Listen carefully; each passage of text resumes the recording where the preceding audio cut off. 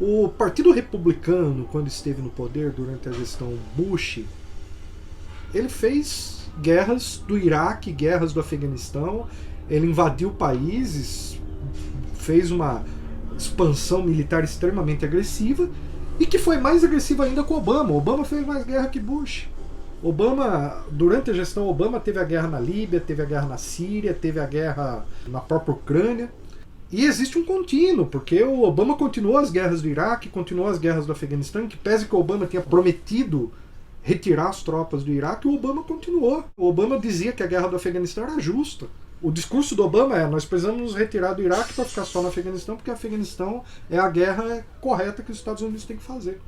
Então, a grande questão é que a gente tem que entender que não se trata de lutas ideológicas, se trata de interesses econômicos.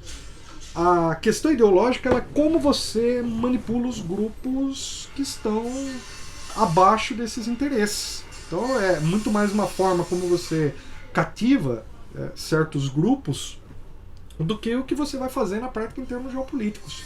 Então a gente costuma brincar que a diferença é que o governo Trump ele bombardeia falando todos e o governo Biden bombardeia falando todes. Porque na prática o que a gente vê é uma difusão de certas agendas ali. Então, ótimo, né? O governo Biden se mostra como um governo inclusivo, porque ele coloca ali negros, homossexuais, ele consegue ser mais inclusivo com esse setor. E o governo Trump é o governo dos supremacistas brancos. Mas na prática, na essência, você muda essa questão da representatividade. É óbvio, o governo Biden ele é muito mais representativo, ele coloca ali mais etnias participando do governo, mas e o governo Trump também tinha. Isso que é contraditório, porque você tem negros conservadores, negros de direita, você tem mexicanos, né, imigrantes latinos que vivem nos Estados Unidos e que são conservadores também. Então essa questão, ela na verdade é simplesmente a superficialidade, é aquilo que a gente olha pela frente, porque na prática a questão que interessa no governo dos Estados Unidos é quem está financiando tal governo. É claro, o Trump ele não era político, ele foi inábil numa série de coisas, porque se ele tivesse feito certas concessões mínimas ali ao setor mais intermediário da política, ele estaria reeleito, porque o Biden é fraco. Quem era o nome mais forte para poder liderar os Estados Unidos naquele momento, pelo próprio Partido Democrático, era o Bernie Sanders. Só que o Bernie Sanders ele contrariava os interesses do establishment. Né? O establishment ele movimenta ali o complexo militar industrial. E o complexo militar industrial, na época do Trump, não teve tantas guerras ali como teve na época do Bush e do Obama. Isso é uma coisa que a gente precisa reconhecer. Mas ali por uma série de questões que não é a falta de vontade dele de invadir, mas era porque havia outros condicionantes ali durante o governo dele. Ele estava ali muito mais preocupado com os conflitos internos. Mas na prática o que existe? Existe sim um movimento de extrema-direita e nós precisamos diferenciar o que é extrema-direita, o que é fascismo, o que é nazismo, e no caso do Brasil o que é bolsonarismo, entender as diferenças que existem entre tudo isso. Não dá pra gente falar que o Trump é um nazista, que o Trump é um fascista, mas dá pra gente enquadrá-lo no campo da extrema-direita. Agora, o que existe hoje na Ucrânia são grupos nazistas, neonazistas e bandeiristas. Além de você ter uma hegemonia da extrema-direita desde 2014, que baniu a esquerda do processo eleitoral. Então, o que você tem hoje na Ucrânia é o cenário ideal que a direita quer, que você coloca uma disputa entre direita e extrema-direita, e quando a direita ela entra na disputa, a esquerda acaba tendo que apoiar a direita para não deixar a extrema-direita entrar no poder. Então, esse cenário vem sendo o cenário na Europa já há muito tempo. Então nós tivemos a eleição em que hoje a gente se fala muito da Marine Le Pen, mas o pai dela disputou uma eleição contra o Chirac há uns 15 anos atrás, em que a esquerda apoiou o Chirac com o seguinte slogan: entre o fascista e o corrupto, vote no corrupto. Tanto Poroshenko como o Zelensky tem por trás deles o mesmo suporte internacional dos Estados Unidos e da União Europeia. Então é aquela coisa que você muda tudo para ficar tudo do jeito que está. Muito importante a gente perceber essa nuance, porque vamos falar em termos da economia. Quem controla o Banco Central do Brasil são os mesmos bancos desde o governo FHC. Passou pelo governo do Brasil Lula, passou a Dilma, passou o Temer, passou o Bolsonaro e o Banco Central está ali, independente, controlado pelos mesmos setores. Estou dizendo que é a mesma coisa? Não. Existem as nuances, existem as diferenças, existe oposição. Entretanto, no caso dos Estados Unidos, é importante a gente entender isso também. O grande interesse por trás das forças políticas que se movimentam, ele está intacto. Ele está intacto. E aí há contradições? Sim, há contradições.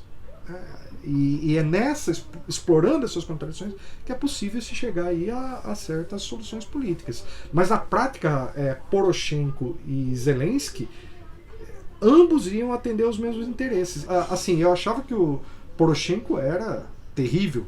Agora, hoje, eu estou vendo que o Zelensky consegue ser até pior que ele. O problema do neonazismo é um problema mundial. Mas se existe um lugar onde o neonazismo ele tem mais força, esse lugar é na Ucrânia. Só que o neonazismo, o nazismo e o fascismo não nascem por geração espontânea. A pergunta tem que ser quem está por trás? Quem está pagando esses caras? Essa é a grande pergunta.